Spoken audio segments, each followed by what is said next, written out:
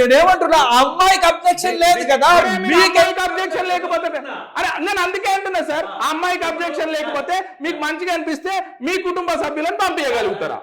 ఇప్పుడు ఇందాక మీరు ఒక వీడియో చూపించారు, ఒక ఫోటో చూపించారు కదా, ఇప్పుడు ఆ వీడియోలో గానీ ఆ ఫోటోలో గానీ ఒకవేళ ఆ అమ్మాయికి నిజంగా అంటే అలా జరుగుంటే ఆ అమ్మాయి వెంటనే ప్రతిఘటించేది. ఎక్కడ కానీ అమ్మాయి అసలు దాన్ని అపోజ్ కూడా చేయలేదు కదా, అంటే ఆ అమ్మాయికి ఇష్టమే. వాళ్ళు ఏం చేసినా అది బలవంతంగా ప్రజల మీద రుద్దారు. ఇప్పుడు సార్ రామ్ గారు ఒకటి చెప్తా, మొన్న మీరు వినాలి ఇది, మొన్న మేము పిటిషన్ ఇచ్చిన తర్వాత ఇట్లనే 2 ఛానల్ పిలిచినాయి. శేఖర్ భాషా గారు ప్రీవియస్ కంటెస్టెంట్ డిబేట్కి వచ్చిందండి. ఆయన ఒక కొత్త విషయం చెప్పింది సార్.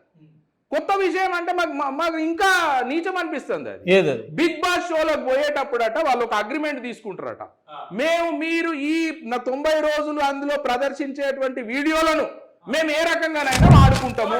ఆగండి, మీరు నేను చెప్పేది ఆగండి సార్.